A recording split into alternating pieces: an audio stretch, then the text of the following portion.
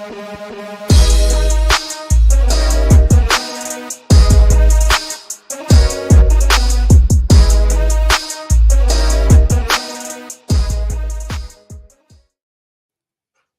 up, everyone? Welcome to Level 7. It is time for another episode of the Agents of Fandom podcast. I'm your host, TJ Zwarych, joined, as always, by my good friend and co-host, Damon Gray. How you doing, Damon? Always with an asterisk. Yeah, joined, as usual, as often, by my co-host often and as good friend. possible. How you I won't doing? be here next week, and I'm sad. What's next week? I'll be traveling. Oh, yeah, and you, that's why you couldn't go to New York Comic Con, because there's things lined up that you had to travel for. Right. It is all coming back to me now. It's all coming together. Like the I'm at New York Comic Con. We got a friend who is gonna be at New York Comic Con joining us this week, and we are jealous. Damon and I have been there the last 3 years, and this year there's a better set of guests than probably those last 3 years combined. Better set of panels than probably those last 3 years combined, and we're missing it. But our guest is not. We got Jam joining us. How you doing, Jam? I'm good, man. I'm happy to be here. Appreciate you guys as always. And Jam, this is a extra exciting time for you to guess, because you got your first Agents of Fandom article coming soon. Yes, sir. I didn't know if I could talk about it or not yet, so I was a little like, I'm gonna just let you do that. But yeah, man, I'm excited. I really, once again, I appreciate the opportunity. Looking forward to it. If you are looking forward to the new season of My Hero Academia, stay tuned to agentsoffandom.com. Jam will have a review of the first episode coming soon. We got lots of exciting stuff coming next week, in addition to our Gen V show Wednesday, Comic Corner Thursday, Peacemaker on Friday. We have some early look of the new season of Marvel Rivals coming as well. So stay tuned to the YouTube channel. Subscribe on YouTube and wherever you get your podcasts to make sure you don't miss out. And also make sure you hit the like button on today's video. Help us battle that YouTube algorithm. Help us grow this community. Before we start talking about Peacemaker, Season 2, Episode 7, I do want to have another edition of Whatcha, Watchin. Damon, it's only been 2 days since we've chatted, so I haven't actually watched anything. But it's Ghost of Yotei season.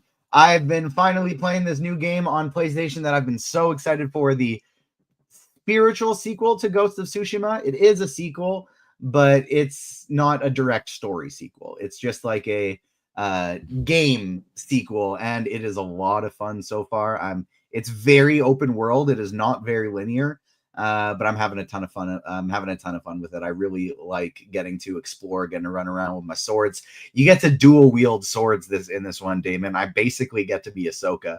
But how about you? What you been watching, or playing, or listening to, or reading? Yes.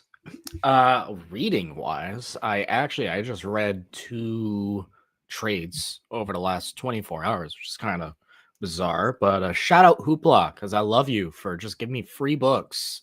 Go support your local library, gang. It's great. Libraries are awesome. Enjoy them. Use them, please. What did I read? I read Superman Up in the Sky. It's a Tom King Superman book. It's essentially like What If Woman of Tomorrow, but with Superman. And it's pretty dope. I really liked it. And I also read Zatanna Bring the House Down, which is the Eisner Award-winning Zatanna mini that came out over the last year or so ago. I had like the first 3 issues, but I didn't fully finish it. It's only 5 issues, and I stopped after 3 for some reason, because money, comics are expensive.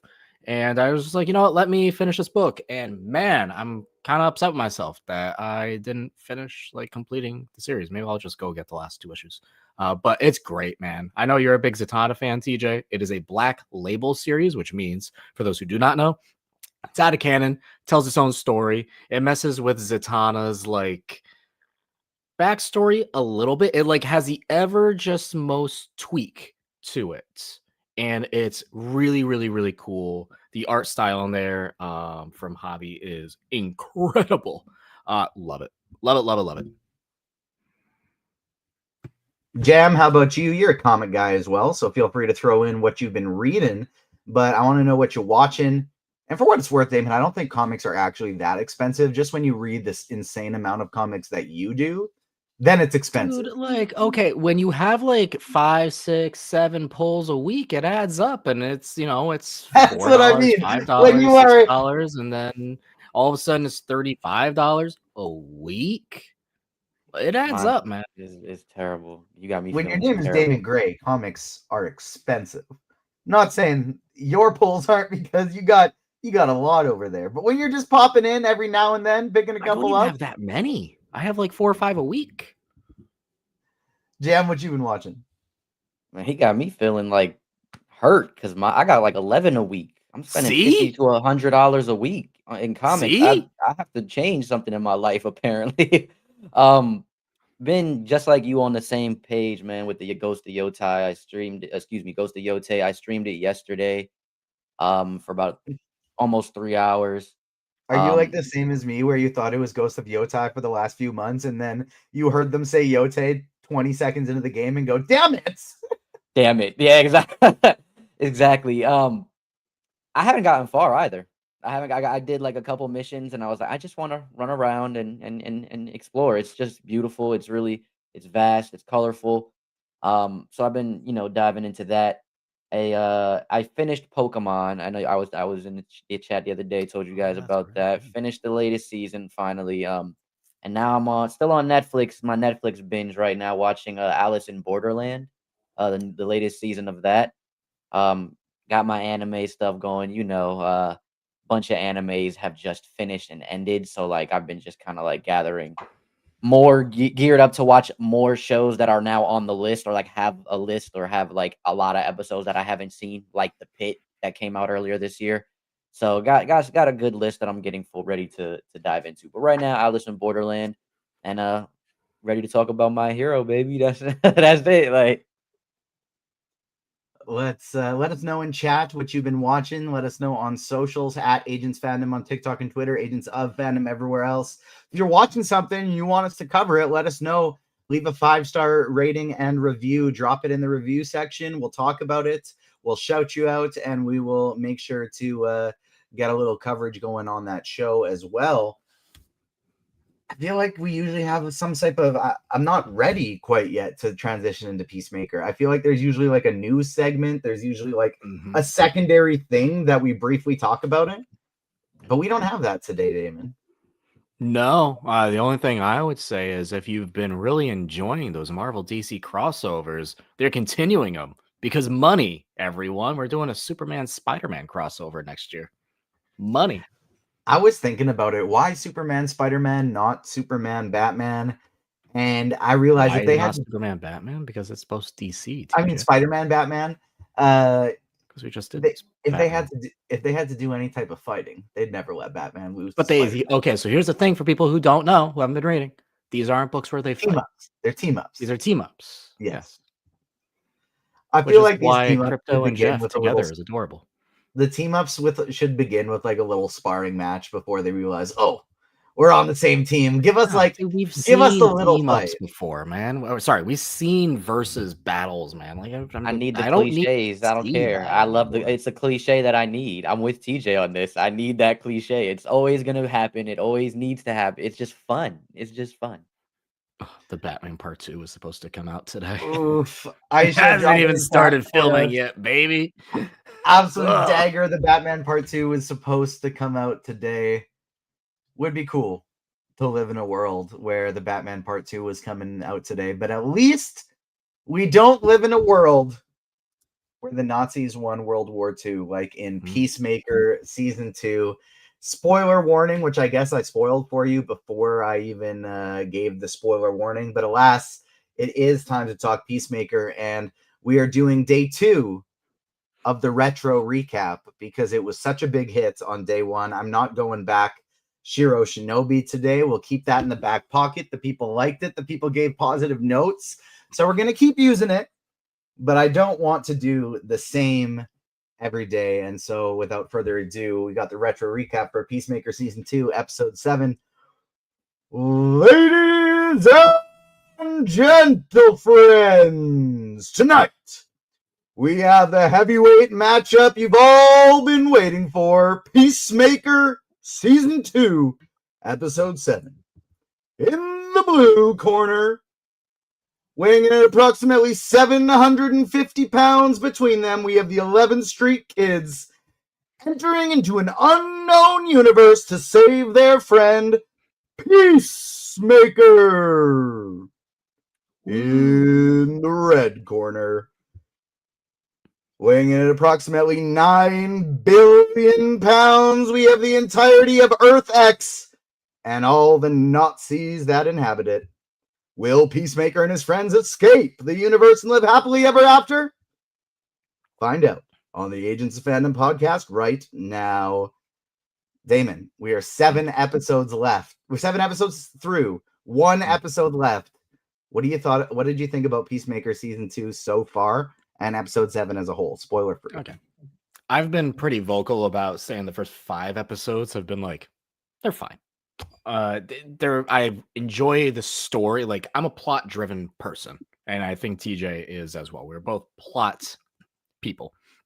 And the plot from episode 1 through 5 could have been like done in 2 to 3 episodes. So the first 5 episodes of the series, I'm like, yeah, I get it. It's a character study. I get it. It's a character study, but that's not my cup of tea.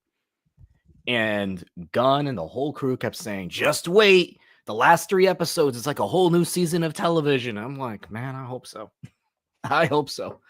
And I'll give him credit on that because it really feels like it has been. It's been plot, story driven the last 2 episodes.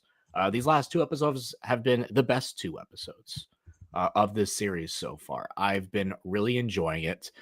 I have a feeling that how this episode wraps up without spoilers, I have a feeling that'll be more of a lead up to Man of Tomorrow than really crossing T's and dotting I's in this story, because I kind of feel like we've told what needs to be told, but we'll see. We'll see. Because there's a lot of loose threads left in this show. There's a lot of loose threads left in the show. But I've really been enjoying it. I think John Cena in this episode particularly really showcased himself. I really was like sat back and said, man, yeah, that feels like a good actor right there. I'm a little surprised because John Cena is one of those people. Same thing with Pedro Pascal. I just see them in a bunch of things, whether it be wrestling or elsewhere, where I just can't not see John Cena. You know, like that's just John Cena to me. That's not Chris Smith. That's John Cena in a Peacemaker suit. But towards the end of this episode, when you have a really emotional moment, he nailed it. It landed for me. And I think that's really important. And just wanted to tip the hat a little bit right there because I think he earned it. I couldn't agree more. He has been absolutely incredible. And these last 2 episodes in particular have really, really showcased some strong, dramatic acting chops from him.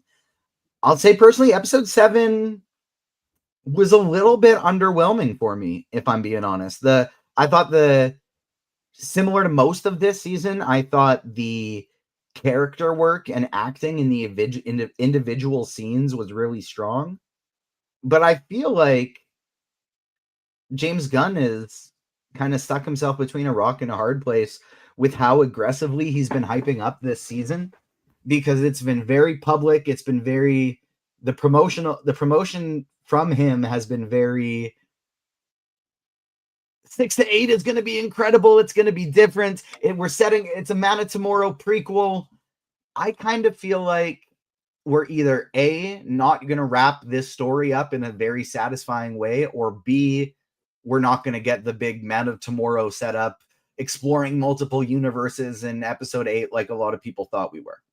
I think we're absolutely getting that. And I will also say let me finish. Well, okay. I think that's the more likely thing, that we do get the Man of Tomorrow setups and things in episode 8. But this is leaving for me the entirety of the season of what was really the point.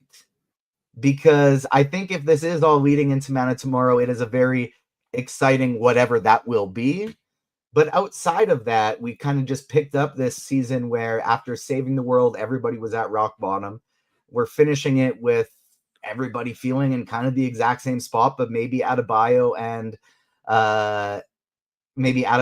and Harcourt are a little bit more employable now.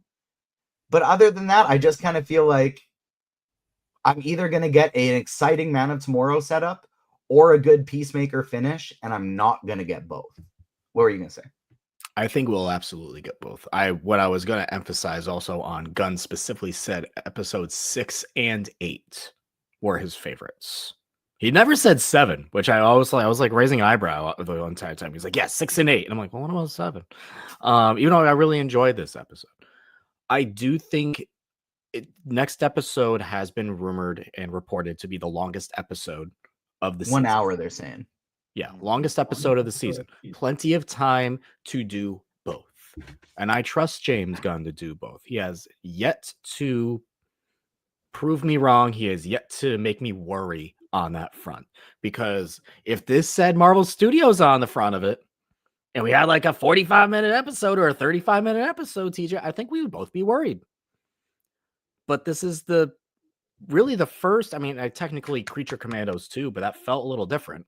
This is the first real full TV project in the DCU. We have seen James Gunn tackle this before with Peacemaker Season 1, and I fully trust him to tackle it. Where my worry comes in is we're also in unprecedented territory for him of this is his first season 2 of a DC television show. This is the first time he's potentially had a little too much dip on the chip with how much he's trying to do all at once. I don't know. To me, there isn't even a satisfying Peacemaker story to wrap up because we haven't set anything up to get there. Like, to me, there's not really anything that, and I hope to be proven wrong. And to be fair, I'm kind of saying this as it's good, but what's holding it back from being really great for me? Not like it's terrible. It's good. This is what's holding it back from being great for me. I just feel like we're getting the exciting Man of Tomorrow setup, whatever's coming.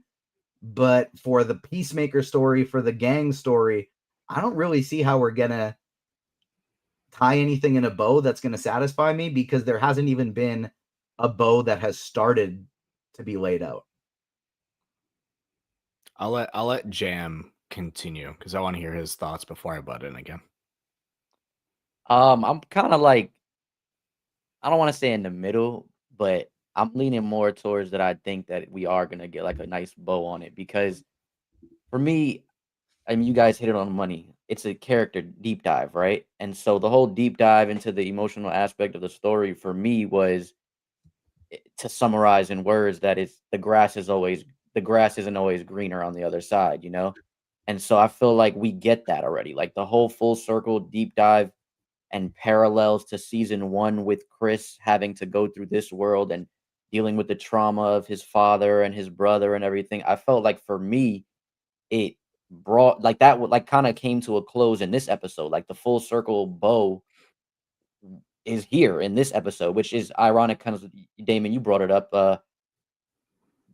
James Gunn said that 6 and 8 were his favorite episodes, and I actually like 7 more than 6 so far. So, which I will say, that scene in 6 with Hardcore and Chris in the office or in that room is probably some of James Gunn's best writing.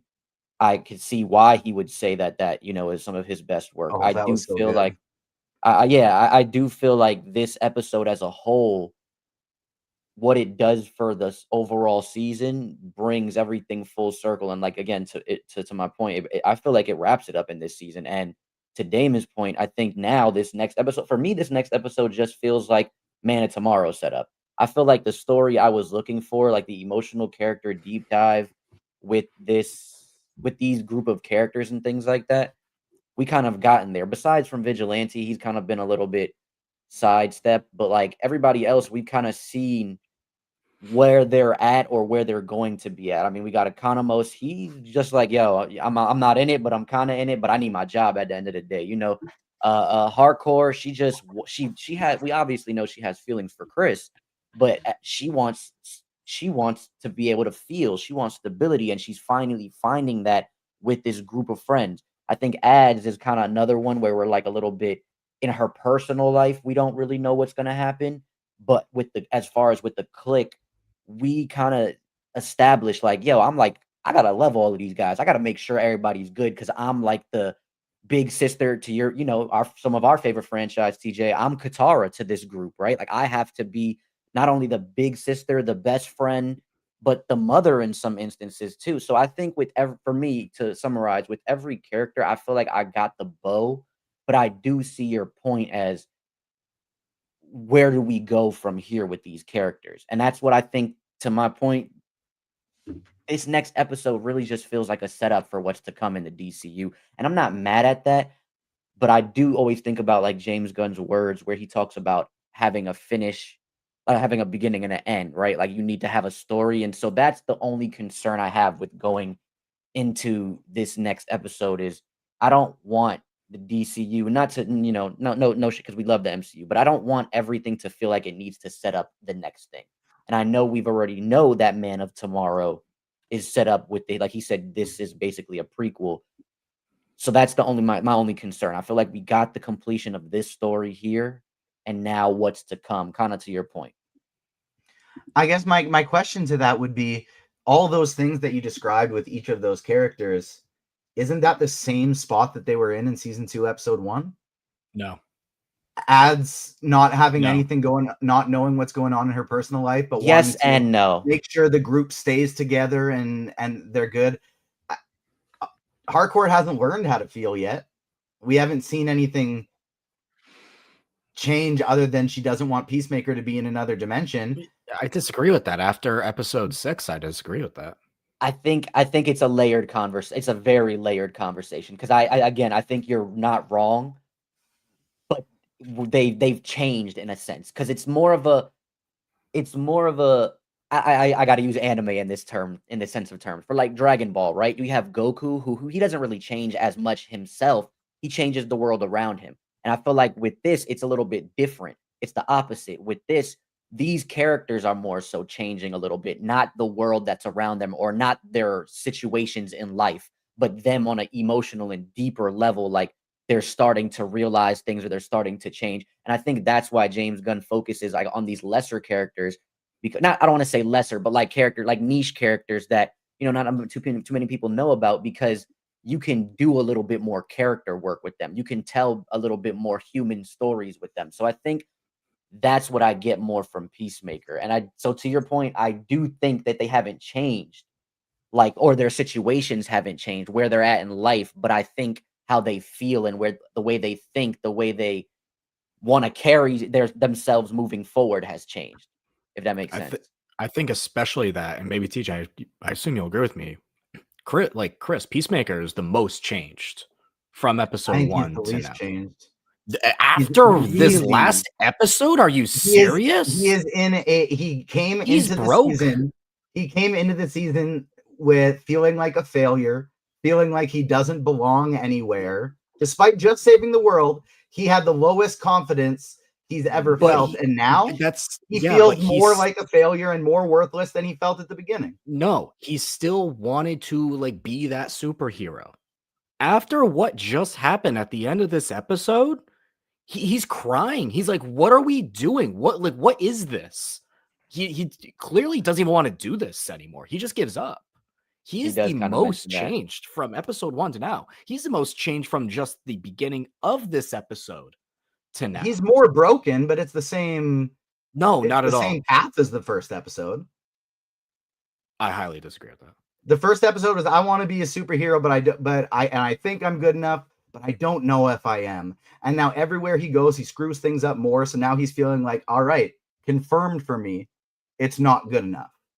And so to me, the only way it kind of has to go further downward to fit the story in 8, because I don't think there's enough time to build a satisfying arc of him getting back up to the top of where he needs to be, to have the happy ending, the conclusion of, I was wrong, I am worth it.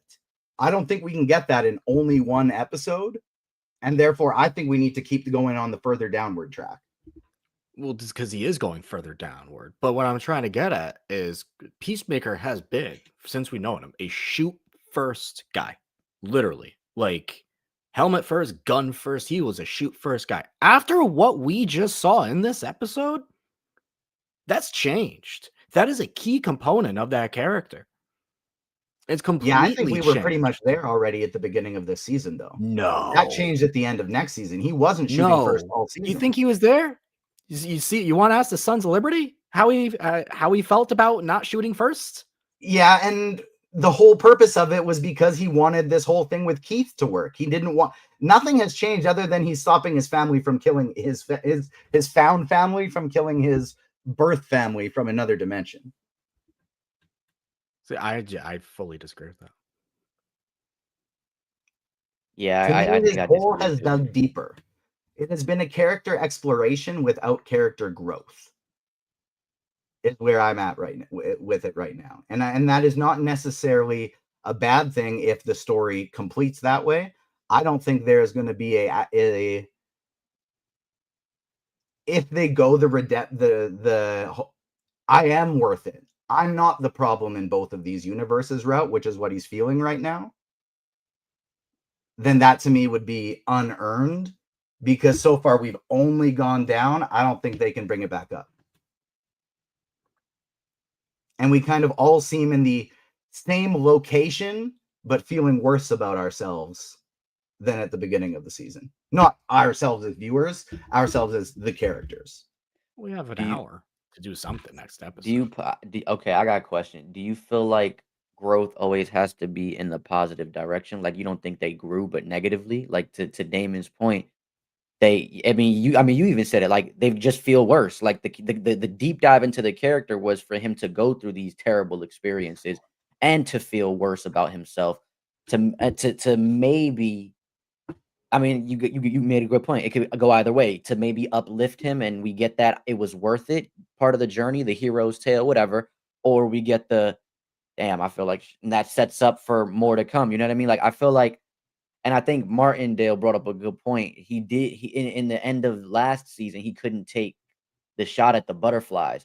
So yeah, he I see what you're saying. Like he didn't grow in a positive direction, but I feel like reliving your I mean growth isn't or healing isn't always linear, right? It's not always like in a moving forward direction. When you go to therapy, you got to like dig within yourself and cry and hurt and pain to go through that growing process. So I do feel like maybe this was one of those situations where he needed to have a like a moment and take a step back to then move forward. You know what I mean? Like Yeah, and if they to me if they conclude it as a story of character regression of Peacemaker of not necessarily character regression in the sense of who he is as a person, because I think he is becoming a better person even though his self-worth is at an all-time low.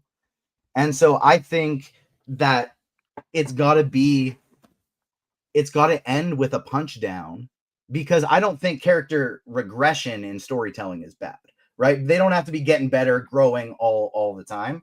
What I mean is I don't think there is, if it is only like with one episode left this season, if they're going to try and conclude it at a point of growth, of a point of, hey, I do believe in myself now. I am a superhero. I am worth it. I don't know if an hour of time is going to be enough time to earn that. Because through 7 an hour of episodes, time is a lot of time. I'm with you on that, through Damon. 7 But episodes, I we've get been TJ's standing in point. place for a lot of it. I get your point. I do get it. I get it. I feel like I'm in the middle now because I do feel like it's a lot of time, but like James Gunn pen had to be writing with fire, like the meme or something. Because I get your point. I get it. Let's get into some of the spoiler side of things in this episode. I want to talk about Chris and Harcourt, Peacemaker and Harcourt, because to me that was the best part of this episode with them at the very beginning. And Damon, this is where I think I minimized it earlier, and to your point, this is where we do see a lot of Harcourt's emotional growth in this scene, convincing him to come home, letting herself feel her feelings a little bit, even though she doesn't like talking about them. She is talking about them, even though she doesn't like it. And this was a pretty fun action sequence, but to me, the best part was the emotional dynamic between the two of them. Oh, see, my favorite part was the cold open. I thought that was like the funniest cold open this season. Where they're The like, Hitler? You didn't notice the mural of Hitler? you didn't notice the Mein Kampf on the table? You know I don't look at books. I was cackling. That was I do not fantastic. use that word lightly. I was genuinely laughing very early on. It was my favorite cold open this season. Okay, but since we moved on from that, yeah, That was no, very like, good. That was very good. oh, it was great. But that's what I was getting about. It's like it's the one time, not the one time. I think it's like really the second time Harcourt's like really opening up, and from where we were in episode 1, from where we were in season 1, that's just not her character. We still do not know what happened on this ding dang boat, but they say we will know. And that's where I'm hopeful for next episode, because I feel like that will probably be the moment, TJ, that you're going to be like, there it is. What moment? Sorry, I was chatting in the chat.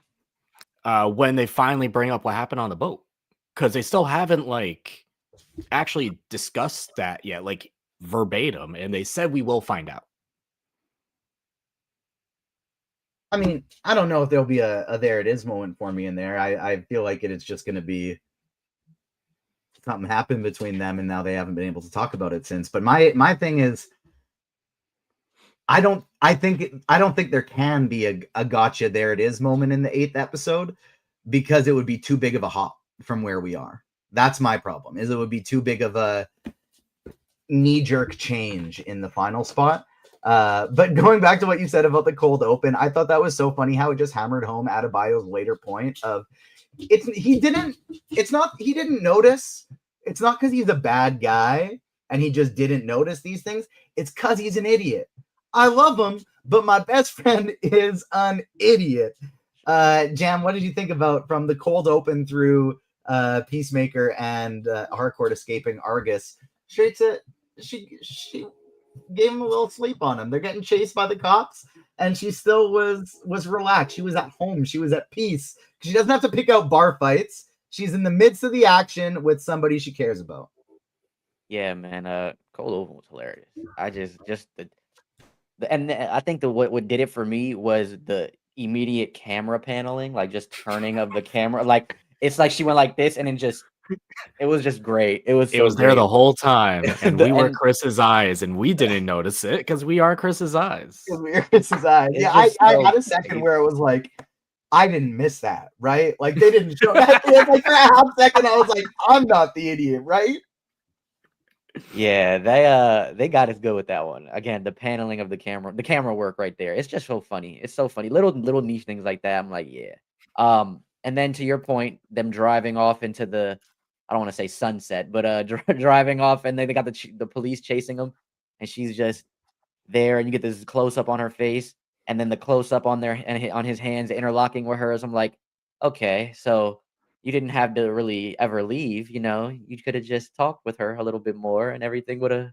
But or maybe he did have to leave, and that was her realization. Like, okay, like so that was kind of what was going through my brain in that moment. It was like the dynamics between them. How would have that situation have happened if he didn't leave? Would it, you know what I mean? So that was the first thing I thought of, or one of the first many things I thought about. And then you got Blue Dragon flying in and just killing all the cops. That wasn't really a cue that I thought about until later when he's talking. I'm like, that was like the first clue that you should have had right there. Like he doesn't care, you know what I mean? But overall, all of that stuff was just like seamless. I think the storytelling there is good. James, you don't miss, man. You don't miss. I think one of the reasons that I'm in MJ from No Way Home mode with the finale, and for what I'm saying, I actually think Peacemaker 1 through 7 so far has been really good. I just am anticipating a letdown finale. Now, one of the reasons I'm in that mode, in the MJ from Spider-Man, expect disappointment and you will never be disappointed. One of the reasons why I feel like I'm in that mind state is just part of for two reasons, and they both are personal bias. One, I hate the current state of how streaming television shows is, where seasons are 6 to 8 episodes of television long. It should be longer to give these characters more of a chance to have a fully developed story arc. Because I kind of feel like all of these are ending with my character arcs at mid-season finale points. Same thing just happened for Chad Powers. It was 6 episodes. The 6 episodes were incredible, but they tell me it's a season of television where it was very much a half season of television. I'm getting that vibe a bit with Peacemaker, but I think more so is because it's a personal expectation of, I thought the lesson Chris Smith was going to learn is the grass is not always greener on the other side. I have so much at home I need to appreciate because there are people who love me. There are this, and this. The grass isn't greener because if I water my own grass, it's pretty green. Whereas to this point, the lesson he has learned is the grass is not always greener because I'll fuck up the grass no matter which way, no matter whose grass I'm on, I'm going to fuck up the grass. So it doesn't matter where I am, as long as where I am, the grass is going to be shit. And so I'm very interested to see how they handle that in the final episode. Damon, I feel like I kind of expected a lot of this to be fast paced, but we slow things down with ads and Judo Master having a game of Scrabble. Scrabble, baby. And I was kind of felt like I was getting yanked from both sides on this one, because on one side I was like, let's move. Let's do something, people. Penultimate episode. Let's go. And then the other one was, well, this is a dynamic I haven't seen before. It's hilarious. I want more of it. Keep going. And so how did you feel about the little B plot of the two of them hanging out? They can't go outside. There's Nazis everywhere. And so we're just going to hang out and play some Scrabble. It was fine. There's two parts to this, or like one part in particular, but like it ties in two things where it literally comes down to like, it's like one of my least favorite things, where it's like, come with me if you want to live. And we got that twice back to back in this episode, between ads and Judo Master and then Peacemaker and Blue Dragon. And I'm just like, all right. I don't like that. Like, I literally hate when people actually say that too. I'm just like, it doesn't get like a haha moment from me. It gets me like an actual groan. But the Scrabble thing made me laugh. I'm like, yeah, they call it Scrabble here. And I was like, that was a good line delivery.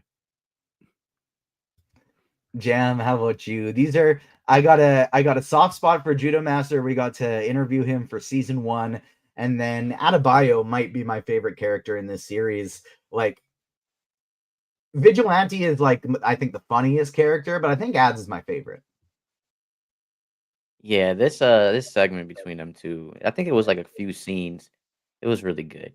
It was really good. I think their acting was really good. I seen some of the podcasts because Zen sent it over. Shout out to Zen from Listen 3000. But they sent it over, and I got to see the actor that plays Judo Master just like eating on set, eating the Cheetos with the H at the end. Like, it's just stuff like that, like little things like that. Again, are just so funny. But I think one thing that I really appreciated, like you said, Ads is your favorite character of the show, of this series. I think I realized like she's mine too. Like, she's just, and this her talking about Peacemaker and like seeing all of his best qualities and things like that, even though she knows all of his worst qualities. It was like really heartwarming in that moment. The one thing with Adebayo, I really wish they tackled more this season, and maybe we'll get more of it down the line. I really hope so. It was just that fact she's the daughter of Amanda Waller. Like, we barely bring that up, and I'm like, I think that's the most interesting thing about her.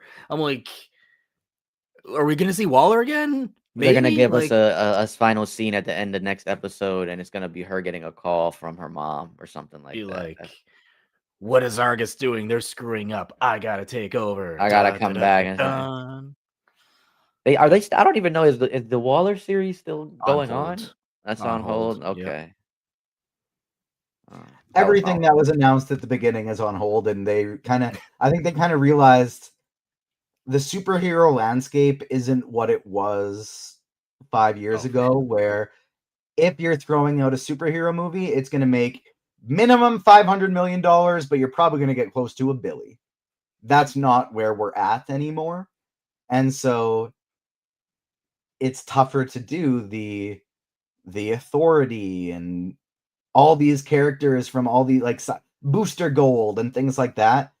You got to give the people Superman. You got to give the people Batman. You got to give the people Wonder Woman. Then you can do other things. But I think they've kind of realized like we got to get our money makers out here first, prove our worth, and then we can play in the sandbox a little bit. You gotta get we got Supergirl and Clayface coming too.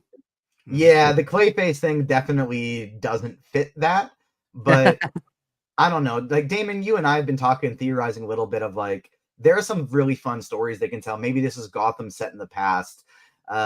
Maybe this like there are. It feels really weird to get a Clayface movie, but that does feel like one of those things where it's like, well, if Mike Flanagan gives you a script, you just use it.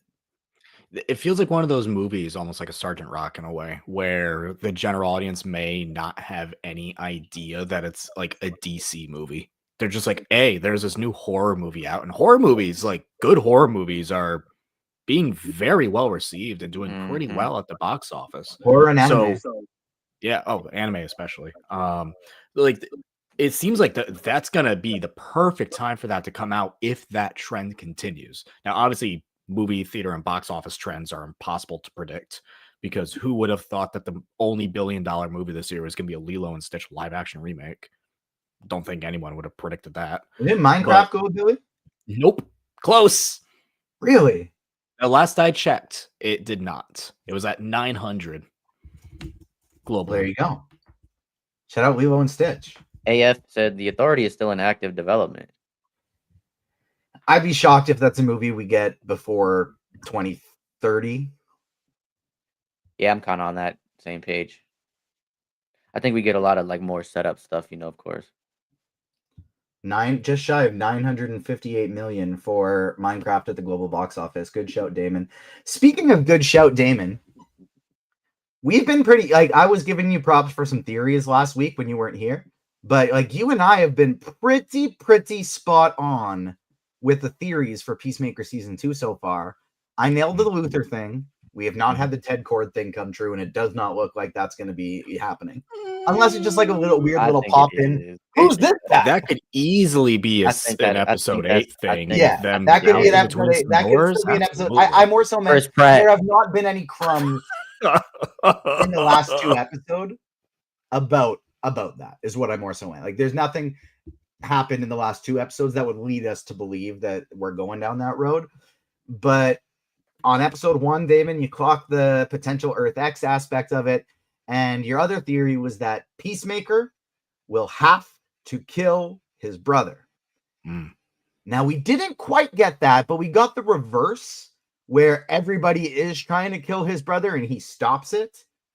But we get after the back and forth with everybody, we get Harcourt doing a cool spinorama through the door. She tries to shoot him.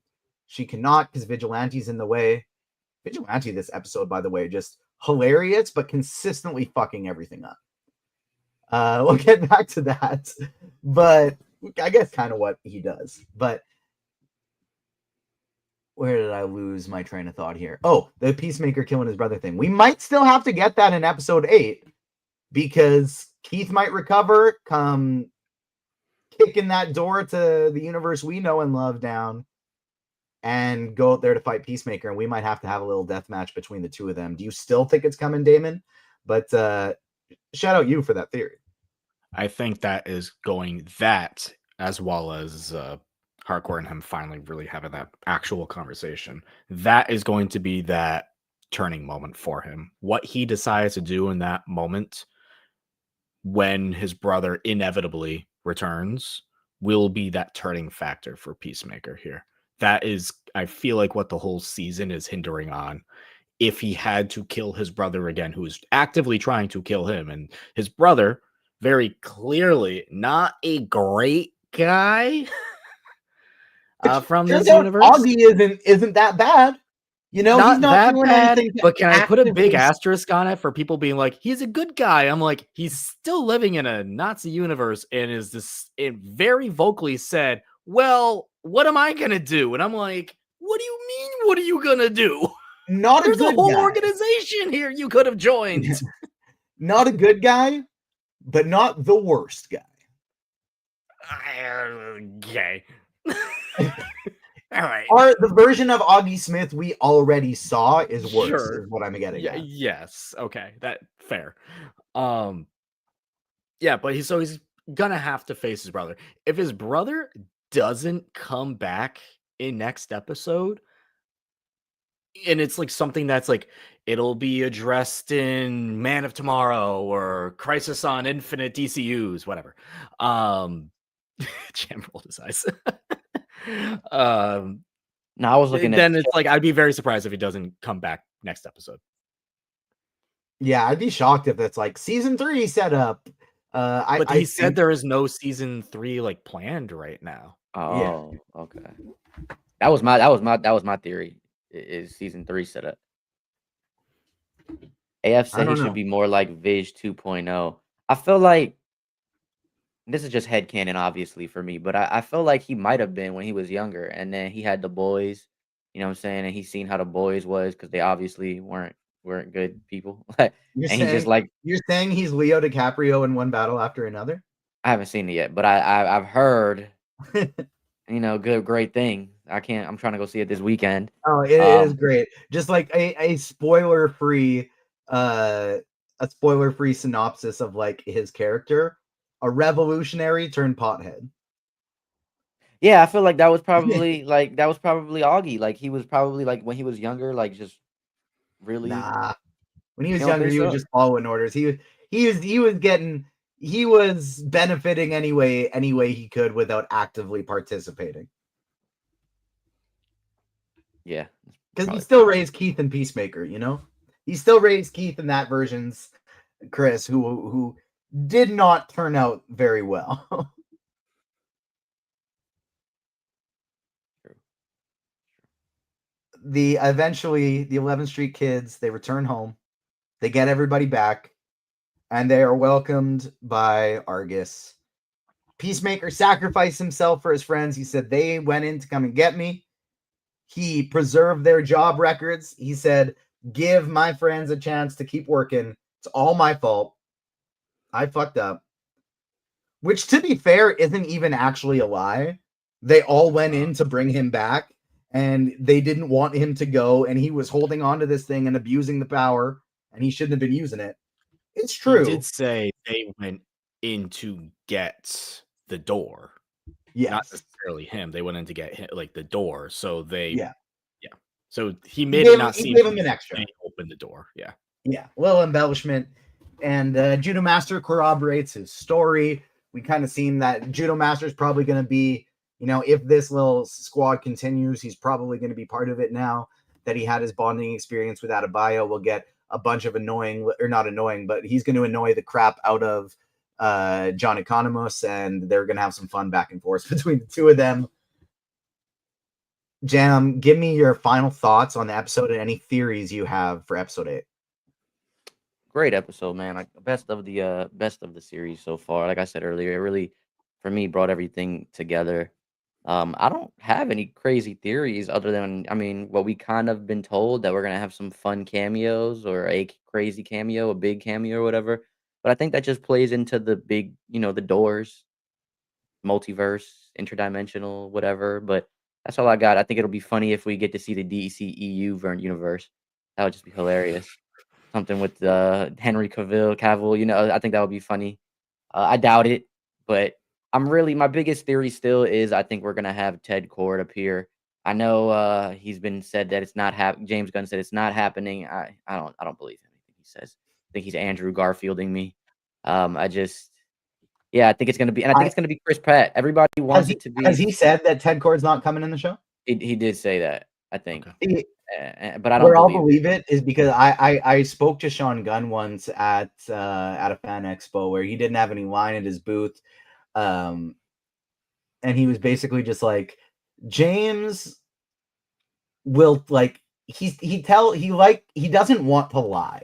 He doesn't like lying online. So when he's responding to all of these things, he tells the truth or he doesn't address it. Or he's very, very, very careful with his words so that he's not outright denying something. He's just trying to change the subject. So I think when he's like, no, it's not this, I believe him, because otherwise he'll just try and do the, you know what, like, shout out to our friend Brandon Davis. He's been doing some great interviews over on his channel. And when he had Jennifer Holland on there, Amelia Harcourt, and he was like, he brought up the Earth X theory, and she's like, oh, wow, is that what people think? And it was a great acting performance. She didn't give it away by any means, but she acknowledged the question, changed the subject without actually answering it.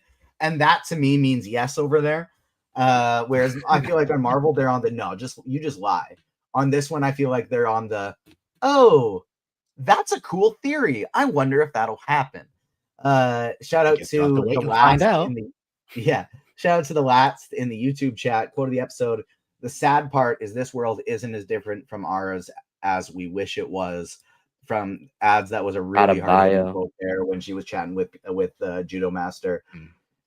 As much as like, they're honest and open about it over here, but we got a lot of that shit going on at home too. I thought that was a very profound, hard-hitting line that I'm happy James Gunn squeaked in there.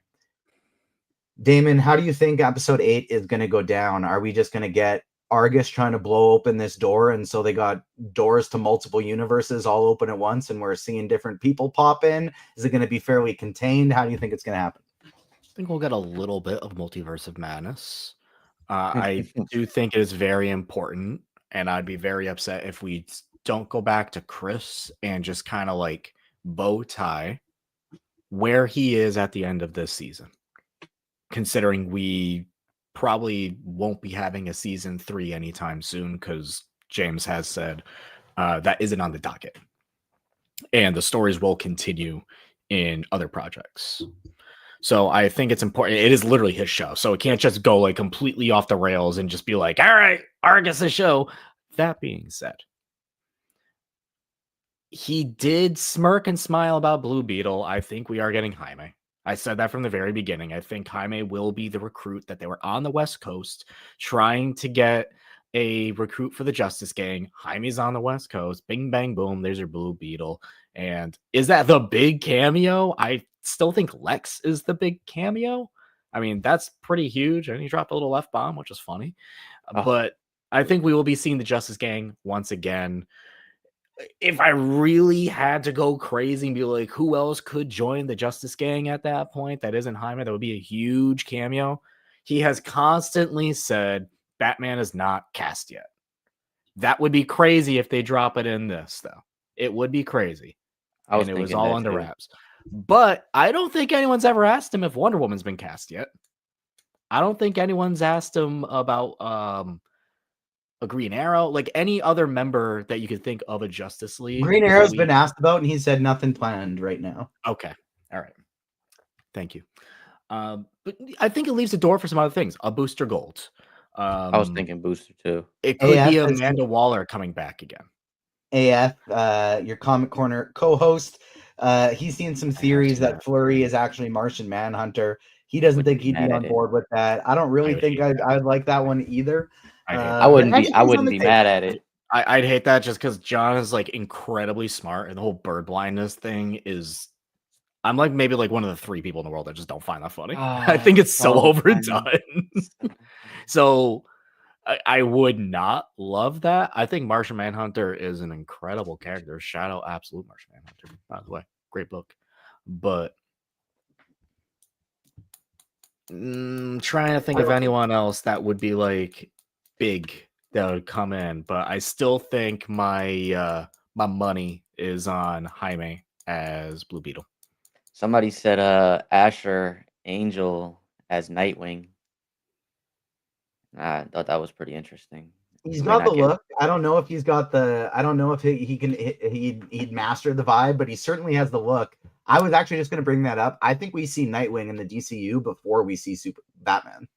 So, also to go back, another thing Mr. Gunn has said, Brave and the Bold, we do not know where Batman is at this point anymore. He has said things have changed. It may not be Damian anymore.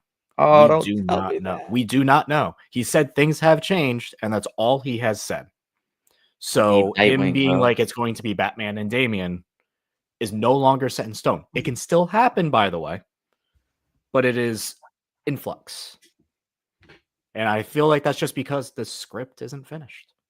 Yeah. He hasn't approved it yet. So he Yeah. will not say something is official until that script is in, gets that A-OK seal, and it's off and ready to go. He probably has ideas. He probably already knows where Batman is, but he will not confirm or say until that stamp has been stamped. Yeah, I don't think we can take anything from the original Gods and Monsters announcement they did as like fact anymore. It is not. Yes, correct.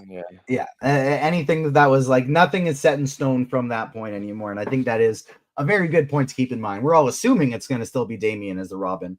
We don't know for sure. As long as we get our hefty serving of dick, I'm going to be happy. You know me. If I, as a DC fan, I want as much dick as possible, Damon. Double down on the dick. Triple down on the dick. Give me solo dick. Give me team up dick. All of it. Why do you All of think the dick. DC tried so hard to just name him Grayson? Don't give him that again, TJ. Richard, Richard. Oh God, do not bring up Rick Grayson in front of me. Look, Nightwing is one of my like shots of the comic he's reading, and Nightwing's like looking at somebody's butt. Oh yeah, it's the original Nightwing run where he's really at it for his landlord. It's hilarious. Every given I'm gonna emphasize the dick because it fits his character. He's a horny character. Look, he's a horny character. In every iteration, man. Dick Grayson is horny. Well, at least in this current iteration, he is in a lovingly not toxic, very healthy relationship. We don't listen, Linda. Listen.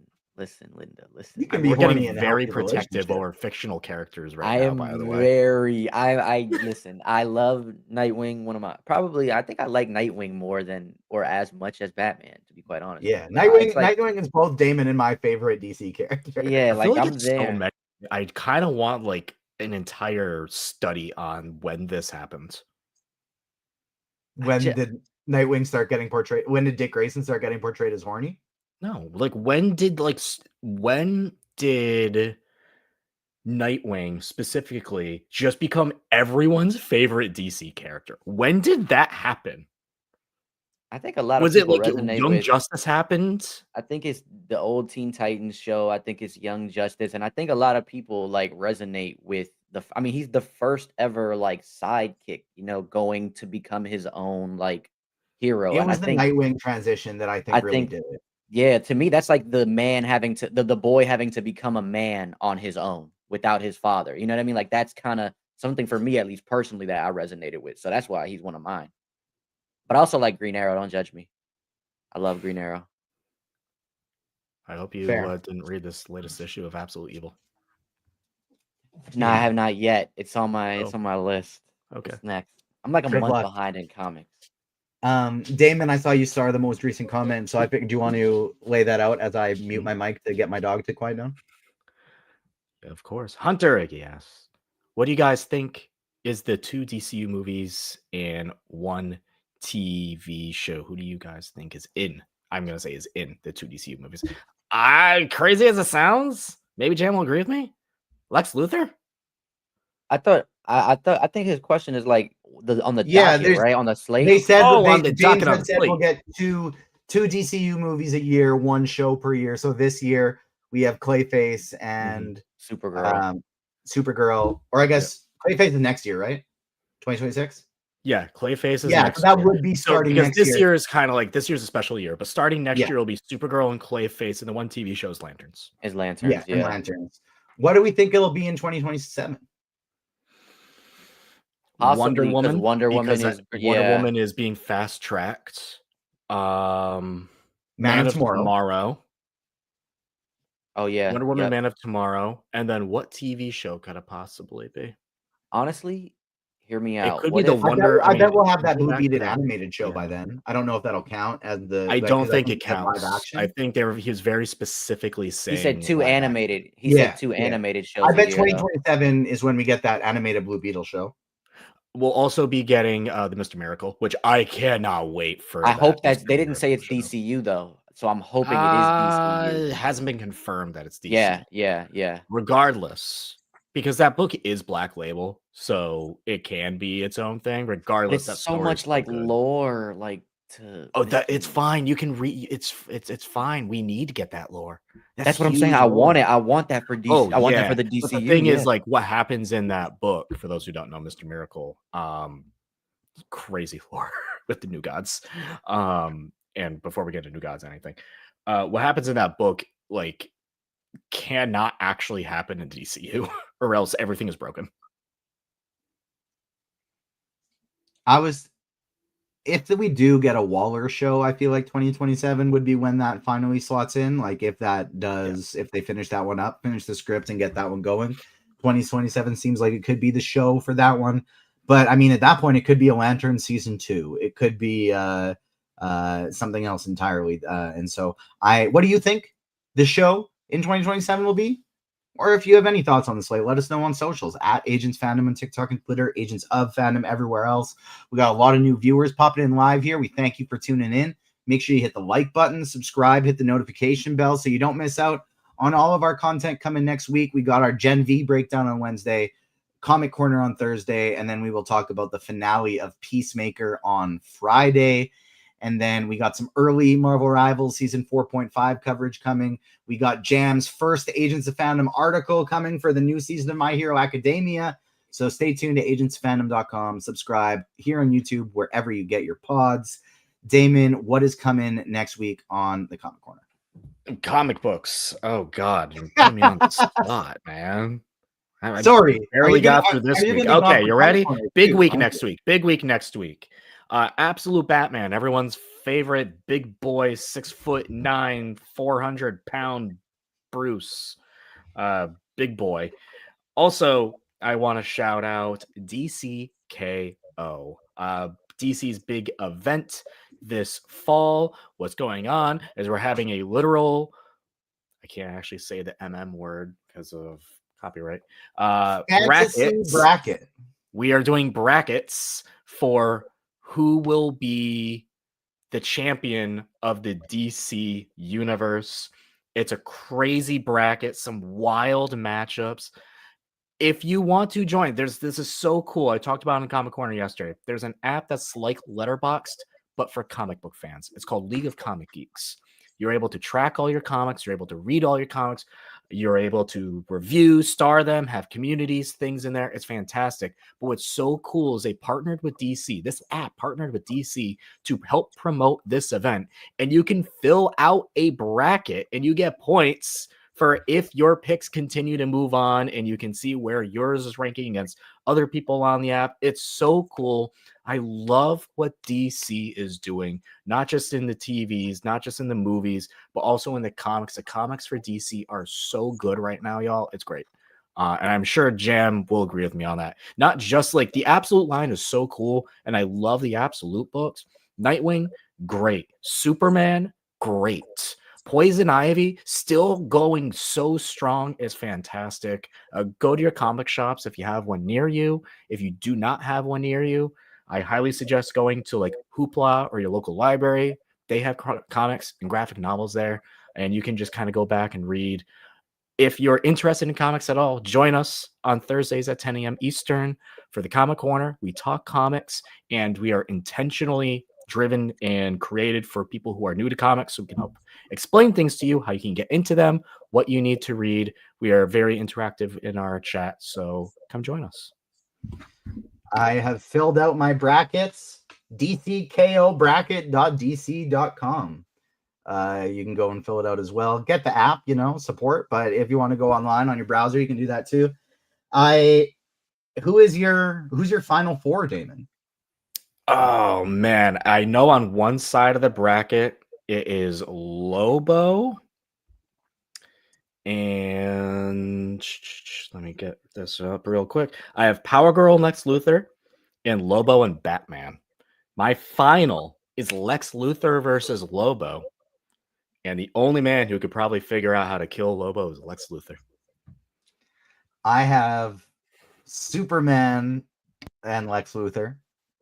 Ultimately Lex winning because I was just following what you said. You seemed very confident that Lex was going to win this thing, and so I'm going with you. I'm just riding with what my friend said. Maybe not so much after this most recent issue of Absolute Evil, but I'm still very confident. And then on the other side of the bracket, I have Swamp Thing. Ooh, see, that was a toss up. That's a good shout.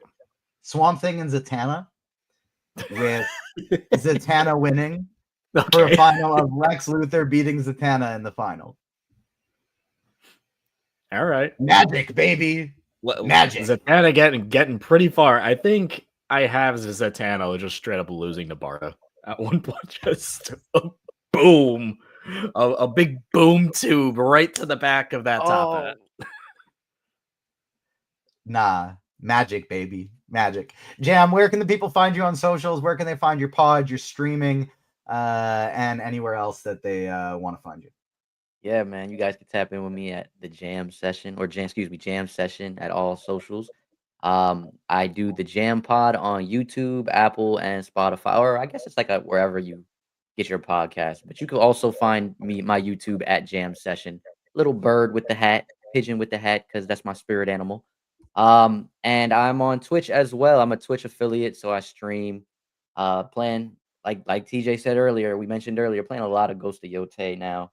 That's probably going to be what my game is, but I do a lot. I do Hell Divers on Sunday. We call it Hell on Sundays. Marvel Mondays, I play Marvel Rivals, which I will be playing Marvel Cosmic Invasion as well when that drops. On Wednesdays, we got Wild Wednesdays where I play Monster Hunter Wilds. Going to be doing the new free title update, which the Final Fantasy collab.